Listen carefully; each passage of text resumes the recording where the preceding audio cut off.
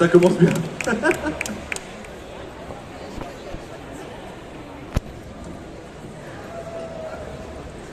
Bonjour tout le monde. Attention. Tu as déjà repéré les gens, c'est ça? Oui, D'accord. les gens sont odieux. Oh, Là, au premier rang, là, j'ai jamais vu ça. Ah bon, ça va. finalement. Bonjour tout le monde. Vous allez bien? Oui. Alors, avant que tout commence, ça ne t'en dit pas. Mais bien sûr. Hier, très adorablement, certains d'entre vous peut-être, ont fait un petit coucou à ma tendre compagne qui s'appelle Anna. Mais aujourd'hui, si cela ne vous ennuie pas, nous voudrions saluer le compagnon de Virginie, qui est un monsieur de 114 ans, qui a été sous-officier sous Napoléon, et qui s'appelle Paul, mais que nous appellerons, si cela ne vous ennuie pas aujourd'hui, Polo, pour les cours de comédie. Et nous allons filmer cela, et à trois, nous dirons coucou Polo. Voilà. Coucou Polo, ça vous va? Tu nous dis quand tu es prête, c'est super sympa. Bon, on peut y aller. Allez, bonne journée. Première petite question.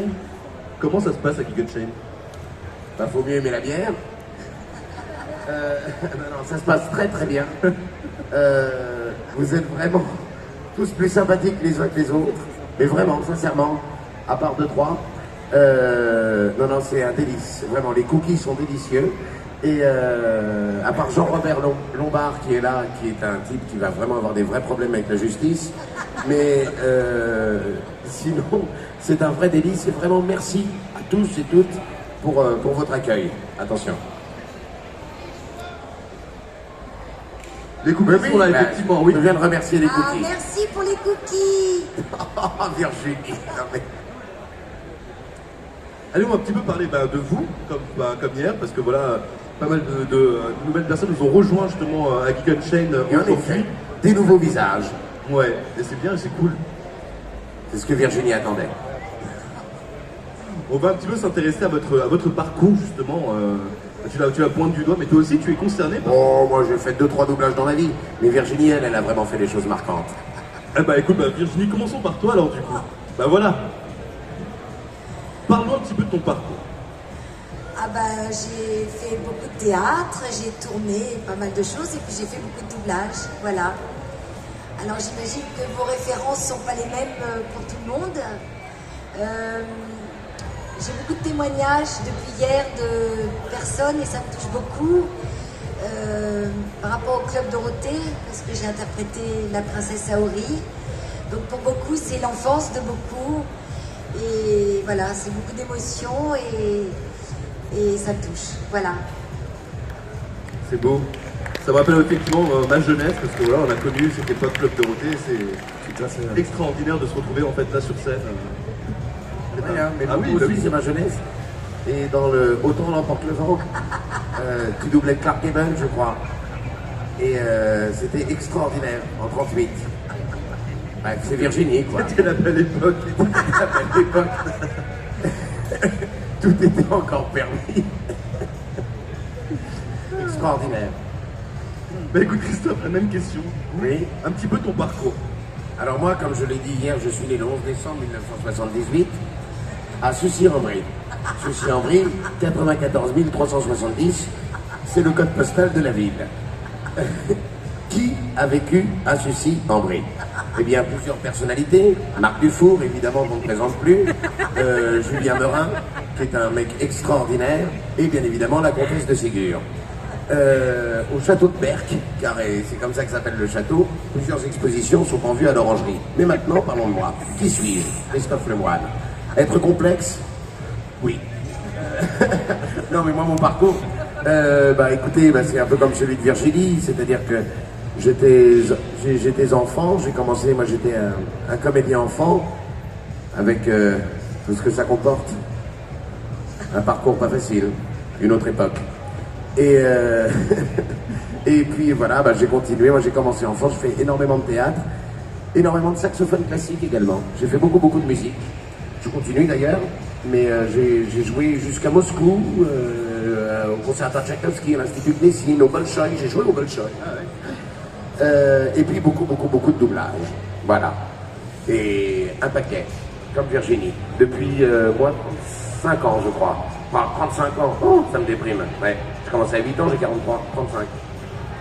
Je viens de le réaliser à l'instant en fait. Ouais. Voilà un parcours classique, avec un père pas facile, une mère absente, mais un chien absolument adorable. Chousse.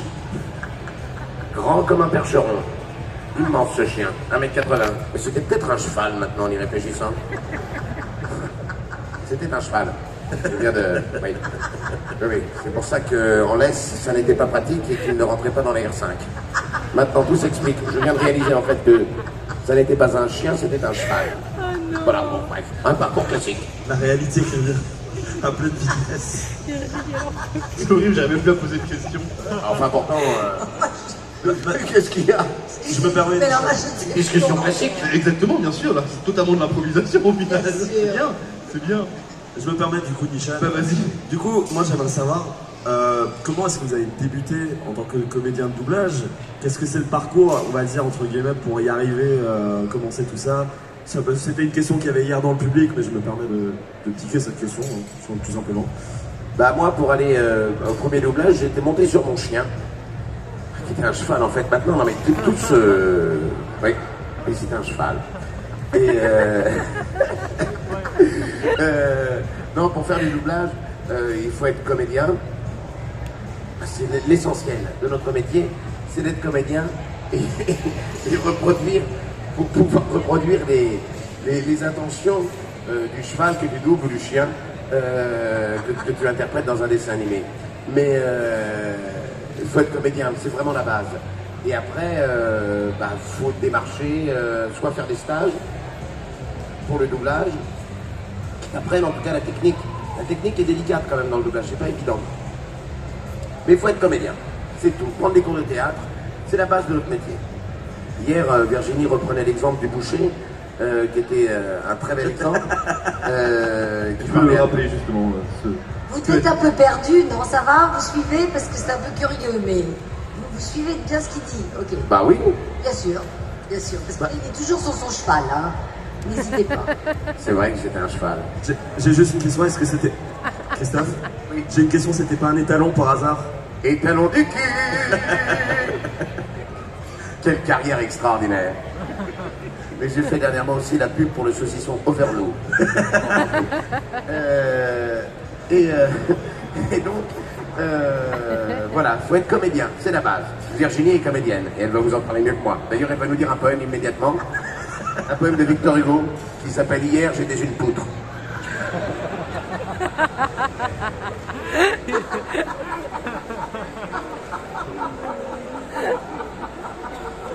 Tu es déchaîné, c'est pas... Ça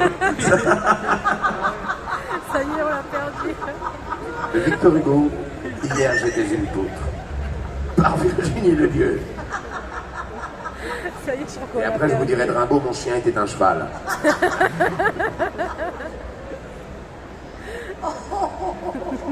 Elle en pleure. Nous aussi d'ailleurs. Pour une fois, c'est elle qui pleure. Les gens qui viennent demander des signatures à Virginie viennent à son stand et ils pleurent. C'est vrai. Peut-être parce que tu dis les plus beaux des poèmes.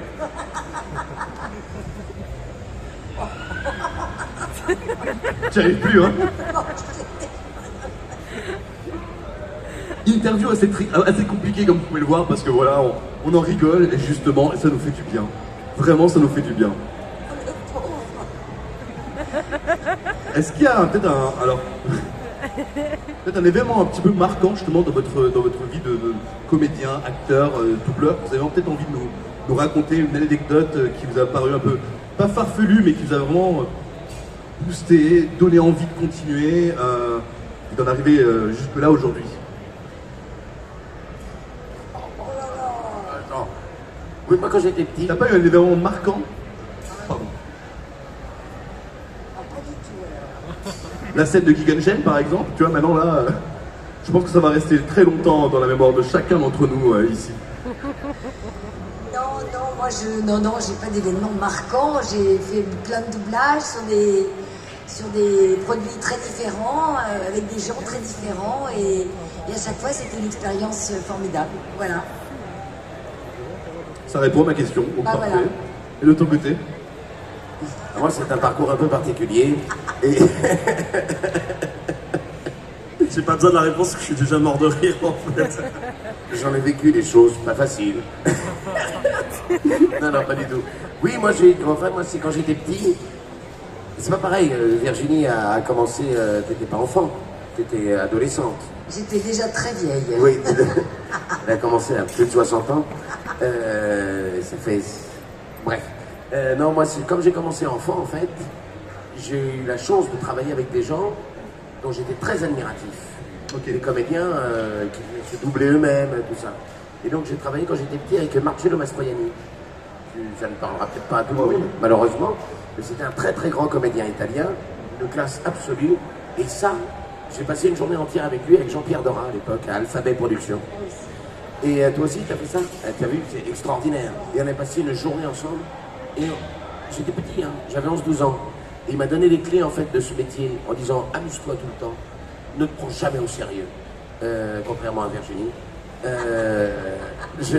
Rigole, et aime ton métier parce que c'est le plus beau du monde. Et ça m'a vraiment porté. Vraiment, Et aujourd'hui, tu le prouves que je ne me prends pas au sérieux. Voilà, et voilà, tu as suivi cette ligne directive qu'on t'a donnée à l'époque et. Attention, oui. Oui. Non, vas-y. Non, ça y est, c'est fait. Un seul mot suffit. Et oui, c'est comme ça. Je continue dans cette lignée. J'essaye, du moins. En dehors de lui, vous avez peut-être rencontré aussi encore d'autres personnes un peu prestigieuses ou des gens que vous avez aimé doubler. C'est-à-dire que moi, je sais pas, je rêverais, je sais pas, en fait, non, j'ai pas de rêve. Non, en fait, non. Mais Pas de rêve. si, j'en ai quelques-uns, mais rien par rapport à vous, je sais pas, je me dis, il y a peut-être des icônes que vous avez pu, vous les avez peut-être vues dans des films, tiens, un jour, j'aimerais doubler cette personne-là. Non, toujours pas, ok, d'accord. Eh ben, on peut pas dire qu'elle y mette du sien, hein. Non, mais moi j'ai eu beaucoup de chance, parce que j'ai doublé des grandes actrices américaines très différentes et donc. Des noms peut-être. Alors j'ai doublé Michelle Pfeiffer, j'ai doublé Jessica Lange, j'ai doublé Meg Ryan bien sûr, mais j'ai adoré doubler Meg Ryan, voilà. Ouais. Parce que ça je l'ai doublé souvent et c'était sur des comédies romantiques et j'ai trouvé qu'il n'y a plus tellement ça aujourd'hui. Ces comédies romantiques si jolies comme Vous avez un message ou La Cité des Anges. Et c'est des moments très forts. Un film, on le doublait en 3-4 jours et c'était un partage incroyable. Voilà. Merci. Et de ton côté? Moi, j'ai eu une chance extraordinaire, malgré un parcours chaotique. J'ai eu la chance de doubler Michelle Pfeiffer, Jessica Lange, Meg Ryan, bien sûr, jusqu'à ce qu'on me la pique. D'ailleurs, je serais curieux de savoir qui me l'a piqué. Je me souviens, ce soir-là, j'étais allé promener mon chien. Il est en roue. Enfin, mon chien qui était un cheval. Non mais moi oh écoutez, c'est dimanche après-midi, on a bien le droit aussi de se détendre. Ah bah bien sûr. La vie est suffisamment compliquée comme ça. Et Virginie qui, dans son récital de poésie, absolument extraordinaire, qui interprète Verlaine comme personne, notamment ce poème magnifique qui s'appelle « Le tuyau était à l'autre côté ». Qu'elle interprète, bref, chaque fois c'est la chair de poule. Vous pouvez peut-être nous en dire les 2 premières strophes, non? Bon bref, nous verrons ça tout à l'heure, si vous venez en dédicace, peut-être que vous aurez le privilège de l'entendre. Non mais moi aussi, bah voilà, que dire en fait? On a vraiment été très très très gâtés avec Virginie. Et très souvent sollicité du coup. Bah parce que nous sommes les meilleurs. Tout simplement. Pardon, le micro était branché. Oui, bah, on a cette chance, mais parce que on n'est pas non plus des milliers à faire du doublage. Ouais. Et que la difficulté, en fait, c'est là. Alors qu'il y a un mec qui passe avec une tronçonneuse et personne ne s'étonne de rien. Tout le monde est là, tout le monde regarde. Ouais, le mec qui court avec une tronçonneuse, non, ça va, tout va bien. Alors que c'est Saint-Mélouse. Et donc. Tu n'as encore rien vu. J'ai entreaperçu hier soir. J'ai dû laisser Virginie à 1h du matin qui enchaînait poème sur poème. Et Je suis rentré chez moi pour peindre mon chien. Enfin, mon chien est un cheval. J'en peux plus, j'en peux plus. Et donc voilà, nous avons été extrêmement gâtés. Et puis voilà, enfin vous êtes tous là en train d'écouter les idioties que je suis en train de dire depuis tout à l'heure. Est-ce que vous n'avez pas des questions à poser? Oui. Ce sera bien mieux en fait. Sur la poésie, entre autres. Ou sur les chevaux. N'hésitez pas à lever la main bien haut, comme ça notre Émilien voilà. pourra vous passer le micro. Oui, on m'entend? Oh, bah oui, t'inquiète pas, on t'entend. Bonjour, bonjour à tous. Bonjour. Bonjour à Monsieur Lemoine, Madame Ledieu. Merci d'être là. Merci à Jack Black d'être là. Merci à Michel Pfeiffer d'être là. À Meg Ryan et j'en passe. Moi, je voulais juste faire une petite analyse psychologique en 3 secondes. Une petite théorie que je viens d'établir à l'instant. Monsieur Lemoine nous parle d'un chien depuis des années. Eh bien, est-ce que c'est pas parce que vous avez doublé un chien, à savoir Bailey, dans le film Les Vies de Chien, qui est une performance absolument incroyable? Comment est-ce qu'on fait pour rentrer dans le poil d'un chien? Bah, moi je rentre par la gueule, d'autres rentrent ailleurs. Que par la gueule? Mais. Elle est où Voilà comment on rentre dans le personnage. J'en ai bavé. Excellent. Ce fut un travail ardu. Non, mais c'est un travail au poil, moi je dirais. Au poil, oui. C'était un très agréable moment. C'était que de la voix off en fait. Donc on avait une liberté de ton parce qu'on n'était pas tenu au synchronisme. Et le film était très émouvant. Et plusieurs fois, on a eu un peu la larme à l'œil. Pourtant, tu te dis c'est idiot, Bailey, mais vie de chien quoi. En fait, c'est l'histoire d'un chien qui meurt. Enfin, un chien qui est un cheval. Et mais bon. C'est un chien qui meurt, mais à chaque fois il ressuscite dans la peau d'un autre chien. Quelle carrière! Et ça dure comme. En fait, c'est un mec qui a 20 ans qui achète un chien. Et donc à 30 ans, son chien il meurt. Et ensuite, il ressuscite son chien dans la peau d'un Tekken, d'un King Charles ou autre Saint-Bernard. À 65 ans, le mec rachète un chien et il s'avère que c'est son chien de quand il avait 20 ans, puisque l'esprit du chien est passé de chien en chien en fait. Bien sûr. Et c'est vrai, et c'est très émouvant comme film. Ça peut pas être complètement ridicule, mais c'est la vérité. Je vous le conseille. Bailey, mais vie de chien. Il y a 3 d'ailleurs, d'ailleurs c'est tellement émouvant qu'ils en ont fait 3. 2. Bon allez, ils en ont fait 2, mais c'est très long, donc on peut croire que ça fait 3. Voilà la réponse. Merci pour cette belle réponse. On a une question juste là. Alors c'est pour Christophe Lemoine la question. Tout J'aimerais pour moi. Pardon? Tout pour moi. C'est vrai que du coup, j'ai dû à côté à presque pas de questions. Mais ça t'amuse. Mais non.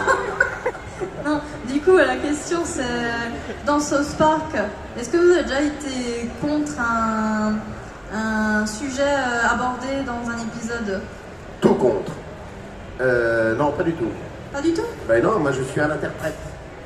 Donc je suis là pour interpréter ce que les auteurs ont écrit. C'est dans n'importe quel film d'ailleurs.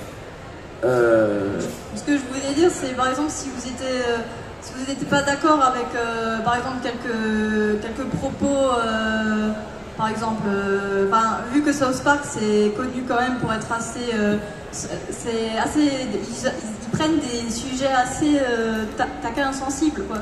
Pourquoi? Pour toi? Enfin, je veux dire, non moi ça me dérange pas mais. Bah, parlons-y. Sinon tu poserais pas la question. Non mais je sais que du coup, ça aborde beaucoup de sujets, par exemple au racisme ou je sais pas, ou d'autres trucs. Et ça aborde tout. Ça aborde tout justement. Il y a 370 épisodes. Je vais te raconter une micro-anecdote de toi à moi puisque personne n'entend. Pour les 20 ans de South Park, j'ai été interviewé par une journaliste du Monde qui me dit « Mais Christophe, elle me pose la même question que toi. Quand même, vous insultez les handicapés, les Noirs, les Juifs, les Arabes, les Chinois, tout. » J'ai dit déjà, c'est pas moi, c'est mon personnage. Moi, je suis un interprète. Et je dis, et alors? Je dis, vous savez, moi j'ai une chance extraordinaire. J'insulte tout le monde, Et quand les gens me demandent de faire la voix du personnage que j'interprète dans South Park, pour une petite vidéo, pour une dédicace particulière, je les insulte. Et ensuite ils me disent merci, bravo, c'est super. Et en plus on me paye pour ça. Et vous voudriez que j'arrête? Mais non, j'ai pas dit ça va pas. J'ai pas dit ça. C'est important que South Park aborde justement tout ça, parce que c'est le reflet de la société. Et c'est justement, pourquoi c'est autant de succès, je pense, c'est mon avis à moi, c'est parce que c'est un exutoire pour tout le monde. Tu regardes ça, tout le monde en prend plein la tronche. Mais tout le monde, tout le monde. Il n'y a pas de plus les uns que les autres. Tout le monde. Les bouddhistes, les juifs, les chrétiens, les musulmans, tout le monde en prend plein la tronche. Et c'est ça qui est important. Ça planifie un petit peu le bazar. Et donc non, je ne suis absolument pas contre les propos qui sont tenus dans South Park. Absolument pas. D'accord. Bon. Merci pour votre réponse. Merci. Mais je t'en prie. J'ai encore une question ici. Encore? Oui, sachez que je suis votre plus grande fan, je vous adore. Merci. Et j'avais une question. Pourquoi vous vous êtes mis en doublage? Quelle est votre motivation? Parce qu'avant, je faisais du saut à la perche. Et j'y allais toujours avec mon chien. Mon chien qui s'avérait en fait être un cheval. Et j'écoutais déjà les poèmes de Virginie Ledieu dans mon Walkman. Je suis en Brie, 94 370. Non, parce que je me suis mis au doublage, parce que ça fait partie du parcours de comédien. Tu fais, hier je disais la fameuse phrase du boucher. Oui. Mais c'est nos disciplines. Il y a le théâtre, il y a le tournage, il y a la radio et il y a le doublage. Voilà, donc moi j'ai commencé enfant, donc j'ai pas un parcours en fait. C'est pas comme quelqu'un qui aurait 20 ans, 22 ans, qui est comédien et qui se dit oh là là, j'aimerais bien faire du doublage, j'aimerais bien faire ci, j'aimerais bien faire ça. Moi c'est venu un petit peu, j'ai pas fait d'études. Ce qui expliqua pourquoi je parle pas très bien, faut toujours François. Mais c'est un parcours en fait, c'est venu à moi en fait. C'est pas moi qui suis allé au doublage. Est-ce que vous pouvez dire une phrase de Cartman, s'il vous plaît? Tu veux une phrase de Cartman? Oui, j'aimerais bien. Eh ben je t'emmerde. Je rentre à ma maison. Yeah.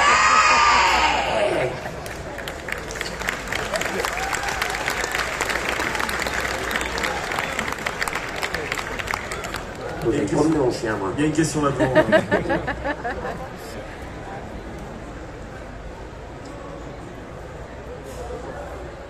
Alors, bonjour. J'ai une question pour vous deux.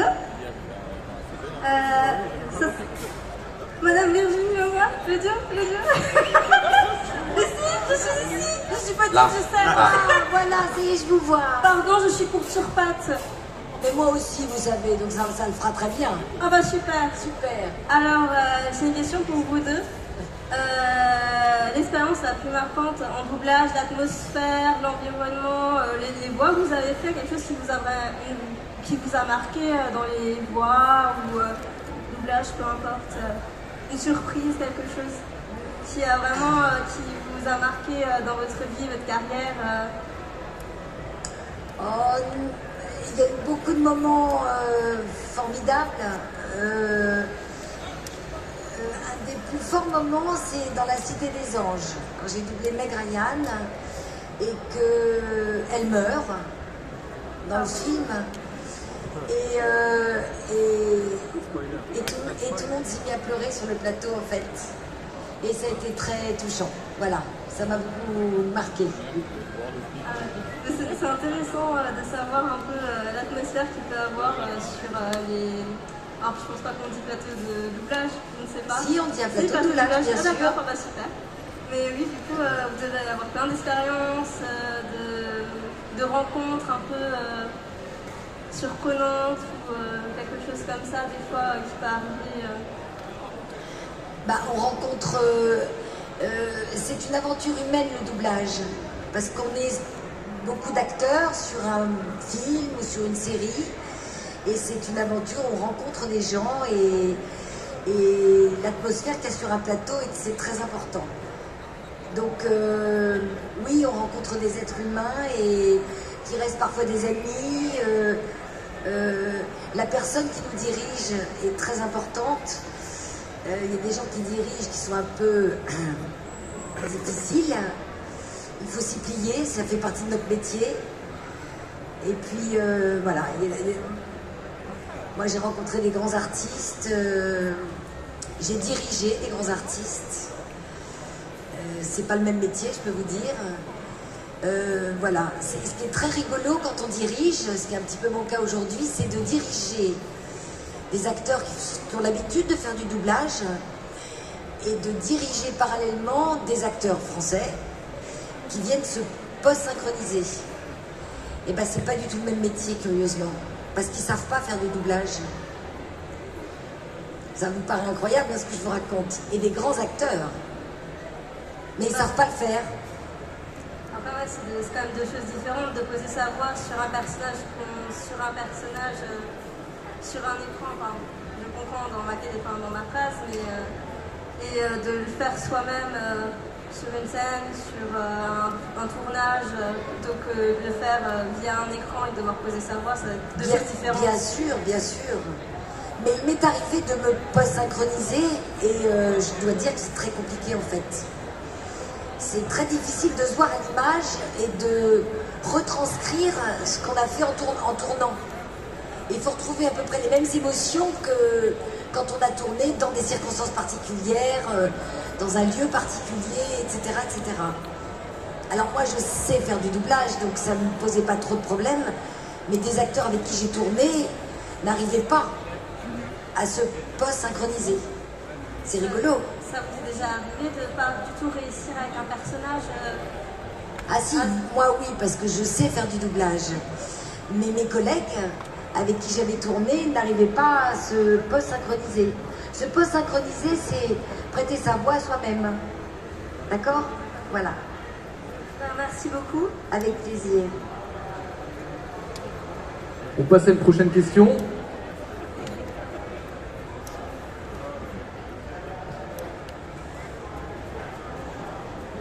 Bonjour à tous les deux et merci pour tout ce que vous faites. J'ai en face de moi la voix de Cédric Kido et Senseiya a bercé mon enfance. Je ressens énormément de choses en entendant votre voix. Merci. J'avais une question pour Christophe. Est-ce qu'on double de la même façon un personnage de dessin animé ou de jeu vidéo qu'on double un film? Est-ce que les technologies sont les mêmes? Non, on peut pas. Parce que l'exigence technique d'un film, du live, impose une rigueur plus grande. Alors que sur le dessin animé, c'est moins exigeant, le lip-sync. Donc c'est pas la même chose. Après, c'est une question aussi d'énergie. Sur le dessin animé, il faut une énergie redoutable pour que ce soit vivant, ultra vivant. Les réactions, les trucs, pas forcément South Park, hein, et tous les dessins animés. Sur un film, il faut évidemment de l'énergie, mais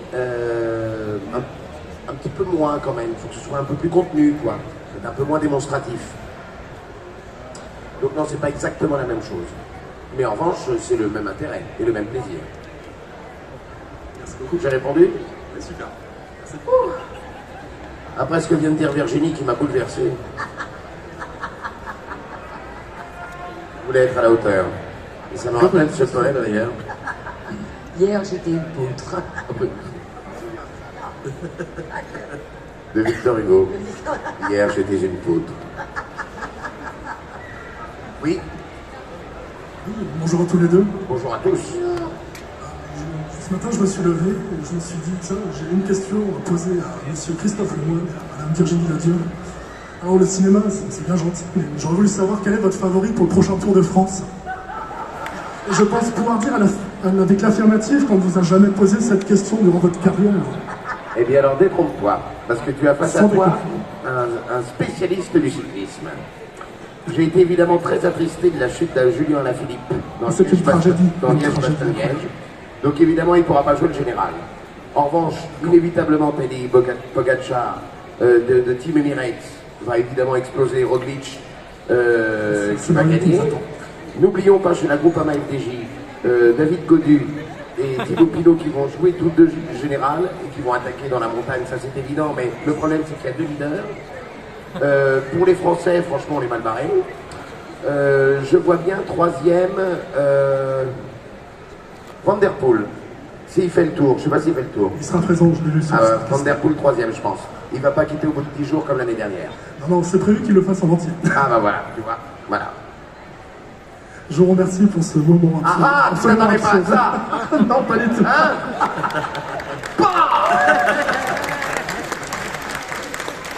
Emilia, tu peux la personne à main. Oh, ça me dit. Ah, ça me dit 10 sur 10. Extraordinaire. 10 sur 10. Le monsieur là-bas. Il y a un poème magnifique de Virginie qui s'appelle La roue libre. Ah, je le connais. Il est sympa. Ah, Il est sympa. Allez, on t'écoute. Bon, alors moi j'ai une question pour vous. Non, le poème. Ah. Et ben voilà, tu vois, c'est très court. J'étais une poutre. Hier, j'étais une poutre. Hier, merci. Voilà.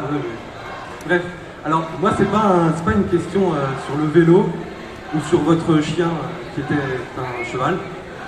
En fait, moi j'ai bientôt 18 ans en fin d'année et en fait j'aimerais énormément me lancer dans le théâtre pour être comédien. Et en fait, j'aimerais avoir des conseils en fait, de la part de professionnels pour savoir comment vous vous êtes lancé et aussi ce que ça a permis, qu'est-ce que ça vous a fait réveiller en fait en vous. Comment vous avez évolué dans ce milieu aussi. Merci. Alors, qui a posé la question? Voilà, je vous réponds parce que c'est pas la peine, monsieur est très fatigué. Ne faites pas ce métier. C'est trop dangereux, il y a des gens trop bizarres qui prennent des micros et qui font n'importe quoi. Merci à toi. Je t'aime, Jean-Robert. Hier, il était une poutre.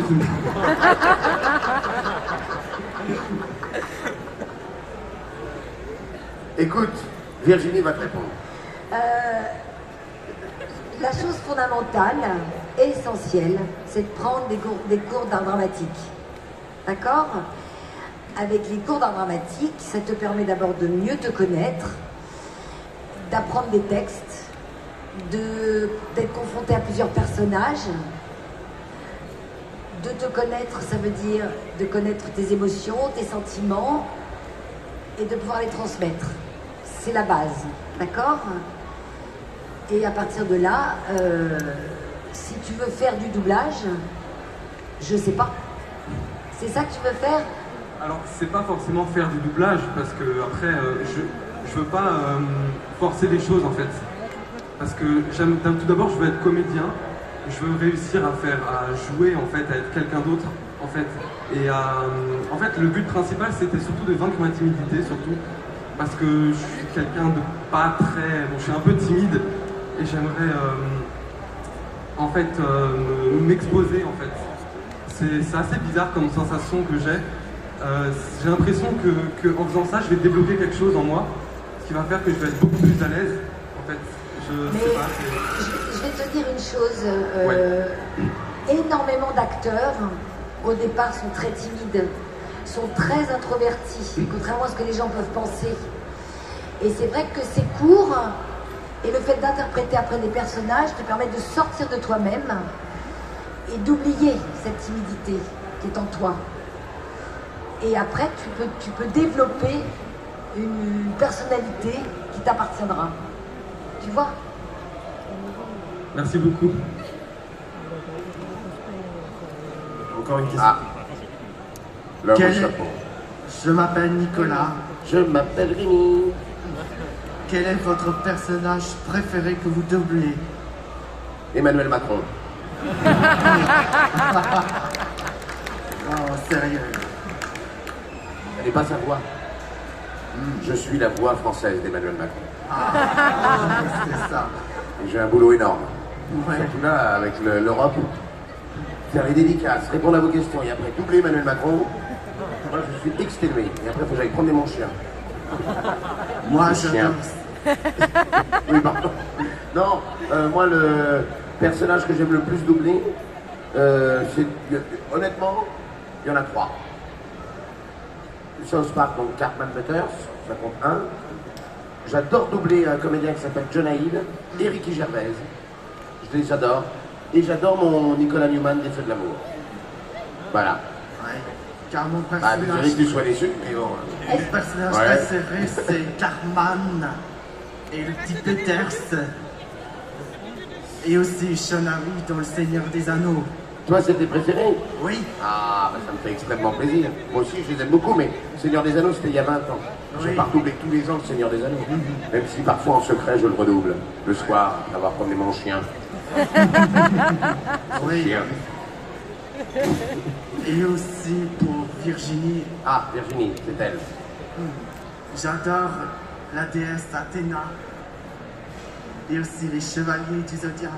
Ah, mais c'est un parcours incroyable cette princesse Athéna parce que nous on a commencé, en fait les mangas n'existaient pas. C'est Dorothée, au Club Dorothée, qui a institué les mangas dans la programmation. Et nous on découvrait ça avec grand étonnement en fait. Et quand j'ai été choisie pour faire la princesse Athéna, je n'imaginais pas du tout l'impact que ça aurait des années plus tard. Elle a raison, Virginie, c'est ça le truc. C'est-à-dire que quand on double la série ou le film, on ne se rend pas compte On ne se du rend tout pas compte. de ce que ça va donner quelques mois, quelques années, quelques décennies, quelques siècles plus tard.